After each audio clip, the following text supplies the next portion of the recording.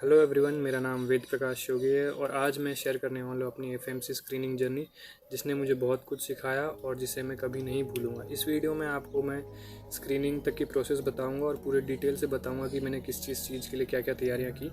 Start करते हैं NEET 2025 के रिज़ल्ट से। मेरे मार्क्स 562 थे और मेरी रैंक 7529 थी। एमसीसी नीट काउंसलिंग के थ्रू मैंने एफएमसी के लिए अप्लाई किया और उसके 10-15 दिन बाद एफएमसी की ऑफिशियल साइट fmcdg1d.gov.in पर screening list of candidates release कर दी जाएगी, जहां पर आप अपना नाम, roll number, date and time of reporting check कर सकते हो। इस लिस्ट में आपको सारे डिटेल्स बताए जाएंगे कि आपको क्या क्या डॉक्यूमेंट्स लाने हैं और क्या क्या पहले ही अपने अरेंजमेंट्स करने हैं। ईमेल भेजना भी पड़ता है पहले ही, ये willingness to apply for FMC selections, और आपको ईयरवैक्स क्लीन कराने के लिए कहा जाता है पहले से ही, और खुद के अरेंजमेंट्स करने पड़ते हैं।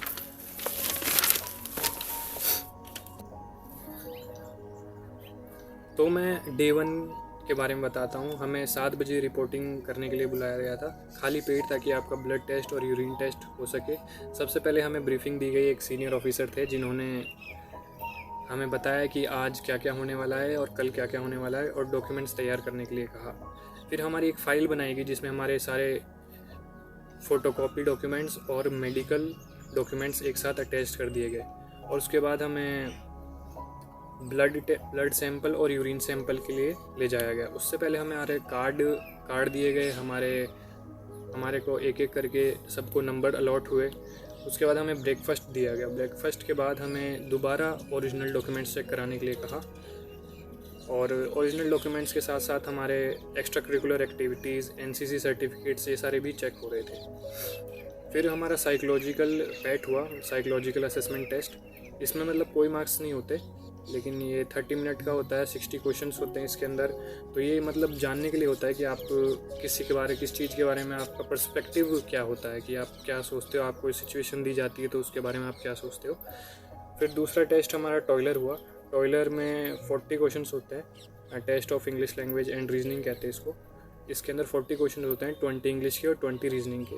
20 इंग्लिश के तो मैंने कर दिए थे, लेकिन 20 रीजनिंग में कर नहीं पाया। उसमें से मैं 11 ही अटैम्प्ट कर पाया, और वो 30 मिनट का ही होता है, क्योंकि मेरे पास टाइम कम था, इसलिए मेरे को वो छूट गए थे। तो मेनली कॉम्प्रिहेंसिव टाइप क्वेश्चन थे इंग्लिश के अंदर तो, और एंटोनियम सिनोनियम प्रैक्टिस करके जाना अगर आप जाओ तो। एंटोनियम सिनोनियम इजी थी, कॉम्प्रिहेंशन अच्छे क्वेश्चन थे कॉम्प्रिहेंशन के, और लॉजिकल रीजनिंग अच्छी आई थी। लॉजिकल रीजनिंग बढ़िया क्वेश्चंस बना रखे थे। मैं 10 क्वेश्चन ही अटैम्प्ट कर पाया, 10-11 क्वेश्चंस। फिर हमारे को ले जाया गया प्री इंटरव्यू के लिए। प्री इंटरव्यू में एक सीनियर ऑफिसर थे जिन्होंने मतलब 1 मिनट का ही होता है, वो लगभग 1 मिनट के लिए रोक रहे थे, जिन्होंने हमसे क्वेश्चन पूछे, अपना नाम, हॉबीज़ के बारे में बताओ, आपके फादर का ऑक्यूपेशन क्या है, आपने नीट के लिए कहाँ से कोचिंग करी थी, आपका कौन सा अटैम्प्ट था। तो मैंने ये इजीली दे दिया था। फिर उसके बाद हमारा हुआ मेन इंटरव्यू। मेन इंटरव्यू के अंदर थोड़ा सा ज़्यादा माहौल बनता है। मेन इंटरव्यू में 10 से 12 हाई रैंकिंग ऑफिशियल्स होते हैं। वहाँ पे हमें बताना पड़ता है सारी ओरिजिनल डॉक्यूमेंट्स को। फिर 1 बाय 1 हमारे जैसे 12 लड़कों की एक बैच था, तो उसमें 1 बाय 1 हमें जाना था अंदर, और वहाँ 10 से 12 हाई रैंकिंग ऑफिशियल्स थे। एक मैम थी साइकोलॉजी की, और एक डीन थे कॉलेज के। मेनली डीन ही क्वेश्चन पूछ रहे थे, और बाकी सब तो ऑब्जर्व भी कर रहे थे। तो मैं आपको क्वेश्चंस बता देता हूँ कि उन्होंने क्वेश्चंस, और मैंने इसके लिए फॉर्मल ड्रेस पहले से पहन रखी थी, मतलब मेन इंटरव्यू के लिए। तो सब ने ये फॉर्मल ड्रेस ही पहन रखी थी मेनली।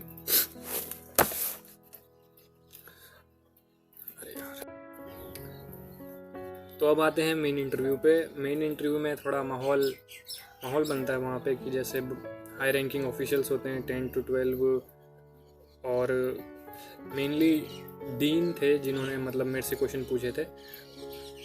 और जैसे कि मैं बताऊं, मैंने थोड़ा बहुत प्री इंटरव्यू के लिए, मेन इंटरव्यू के लिए थोड़ा बहुत इंट्रोडक्शन तैयार कर रखा था। जैसे मैंने अपने हॉबीज़ और कहाँ से पढ़ाई की, सब मैंने लिख रखा था। तो उन्होंने जाते ही पहला क्वेश्चन यही पूछा कि introduce your self for 2 minutes. तो मैंने जितना भी लर्न किया था वो मैंने बता दिया। और फिर बाद में उन्होंने बीच में से पूछ लिया कि आपकी हॉबीज़ क्या है। हॉबीज़ में जैसे मैंने लिखा था कि प्लेइंग बैडमिंटन, और तो उन्होंने पूछा कि नेट का हाइट कितना होता है, तो वो मुझे नहीं पता था। तो आप उसमें कह सकते हो कि sir I am sorry I don't know, और आगे बढ़ सकते हो, स्किप कर सकते हो उस क्वेश्चन को आप, और I will read about this, आप ऐसे कह के आगे जा सकते हो उस क्वेश्चन से। और फिर बाद में और क्वेश्चन पूछे उन्होंने, जैसे कि मिडिल ईस्ट कंट्रीज़ के बारे में बताओ, और आपने, हाँ मेनली यही क्वेश्चंस थे। आपने फैमिली के बारे में बताओ। बाकी जो मेरे टीममेट्स थे या फिर जो मेरे साथ थे, जो उन्होंने कहा कि काफ़ी सारे क्वेश्चन सेम ही थे। मिडिल ईस्ट के बारे में पूछा था, इंट्रोड्यूस योर सेल्फ, और हॉबीज़ के बारे में पूछा था। यही क्वेश्चन पूछे थे मेनली। और फिर जैसे हमारे 12 लड़कों का एक बैच था, तो उसमें हमें एक साथ रहना था। 1 बाय 1 सबका इंटरव्यू हुआ, तो फिर हमें फ्री कर दिया गया। वहाँ मेन इंटरव्यू से हमें फ्री करके फिर हमारे 3 टेस्ट, जैसे हम जल्दी फ्री हो गए थे, तो क्योंकि हमारा फर्स्ट बैच था, हम जल्दी फ्री हो गए थे, तो हमें 3 टेस्ट करवा दिए गए थे उसी दिन। मेन तो डेंटल का हुआ था, दांतों का चेकअप हुआ था, और फिर एक्सरे हुआ था। आपका मतलब चेस्ट से लेके यहाँ पीठ लोअर तक का, चेस्ट से लेके लोअर तक का आपका एक्सरे होता है। और हमारा एक ईसीजी हुआ था। ये फर्स्ट डे हो गया था हमारा। फिर हमें बैठा दिया गया और दूसरे दिन के लिए इंस्ट्रक्शन दिए गए कि आपको क्या करना है दूसरे दिन, और क्या पहन के आना है, और एक आईडी कार्ड दिया गया, और बाकी डॉक्यूमेंट्स के लिए कहा कि डॉक्यूमेंट्स लाने नहीं है। फिर उन्होंने हमें फ्री कर दिया और कहा कि आप नॉर्मल क्लोथ्स पहन के आ सकते हो, कंफर्टेबल क्लोथ्स, क्योंकि उस दिन बाकी दिन मेडिकल ही होता है। तो अब मैं डे 2 के बारे में बताता हूँ।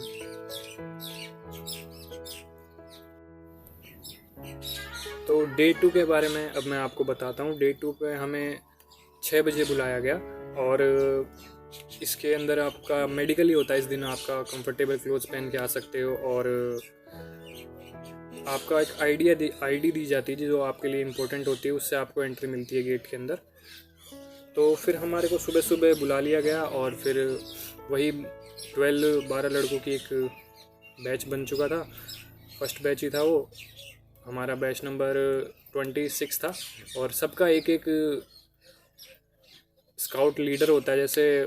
तो हमारे भी एक भैया थे, वो उन्होंने हमें बहुत गाइड किया। हम पूरी मतलब उस 12 बच्चों की टीम को वही पूरे के पूरे को गाइड कर रहे थे, वो कि हाँ जाना है, क्या करना है, हर चीज़ में वही हेल्प कर रहे थे। आप कोई भी हेल्प है उनसे ले सकते हो। फिर दूसरे दिन हमारे मेडिकल के लिए हमारे को दो तीन चीज़ें कहा गई कि खाना खा के नहीं आना। पहले दिन भी खाना खा के नहीं आना, दूसरे दिन भी नहीं खा के आना, क्योंकि पहले दिन तो आपका सैंपल लिए जाते हैं और दूसरे दिन आपका अल्ट्रासाउंड होता है। तो उसके लिए खाली पेट ही आना पड़ता है और पानी पी के आना पड़ता है, ताकि अच्छे से हो पाए, एब्डोमेन फुल रहे। और फिर सबसे पहले तो हमारा डे 2 पे साइकोलॉजी का दोबारा एक टेस्ट हुआ, जिसमें 180 क्वेश्चन थे। वहीं पे एक साइकोलॉजी के टीचर थे, उन्होंने टेस्ट लिए। 180 क्वेश्चंस थे। उसमें ऑप्शंस थे जैसे ABCD। ए में था स्ट्रांगली डिसएग्री, बी में डिसएग्री, सी में समवॉट एग्री, डी में था एग्री, और ई में था स्ट्रांगली एग्री। तो ये ऑप्शंस थे, आपको टिक करना था बस। और फिर ये भी नॉर्मल टेस्ट था और वो हो गया था। उसके बाद हमें अल्ट्रासाउंड के लिए ले जाया गया। अल्ट्रासाउंड हुआ हमारा। उसके बाद हमारे को ले जाया गया गोल्डन जुबली ब्लॉक में ले जाया गया। वो मेन बिल्डिंग होती है, उसी में सारे मतलब टेस्ट हुए थे मेनली हमारे। तो उससे पहले हमारे को ब्रेकफास्ट दिया गया, कि अल्ट्रासाउंड होने के बाद हमारे को ब्रेकफास्ट दिया गया। फिर हमारा ENT हुआ, और ENT में एक और चीज़ हुआ कि आपका ईयर सुनने की क्षमता कितनी है, आप कितना ईयर कैपेसिटी क्या होती है, आप सुन कितना पाते हो। तो इसमें एक कागज़ को यहाँ रख दिया गया, और दूसरे जो मिलिट्री मैन थे, वहीं पे जो ऑफिसर थे, उन्होंने ऐसे ऐसे कर रहे थे वो, ताकि एक कान को बंद दूसरे कान से सुनाई दे। और पीछे से लगभग 10-20 मीटर से दूसरे ऑफिशियल मतलब रैंकिंग है मिलिट्री ऑफिशियल, वो बोल रहे थे, नंबर्स बोल रहे थे, उनको रिपीट करना था। तो उनको वो तो ऐसे रगड़ रहे थे एक कान पे, और दूसरे कान से सुन के उनको बताना था और नंबर रिपीट करना था उनके पीछे। ये टेस्ट हुआ ENT में। और फिर दूसरा फिर हमें ले जाया गया आई टेस्ट के लिए। आई टेस्ट बहुत तगड़ा हुआ। आई टेस्ट में 6 टेस्ट हुए, 6 मशीनों से टेस्ट हुए। और फिर बाद में हमें ले जाया गया सर्जिकल में हमारे फुल बॉडी मतलब चेकअप हुआ, पूरा बॉडी चेकअप हुआ। और फिर बाद में दूसरे बार हमें ले जाया गया हाइट वेट के लिए। वहाँ पे हाइट वेट नापा गया, हाइट वेट रिकॉर्ड किया गया, BP चेक हुआ।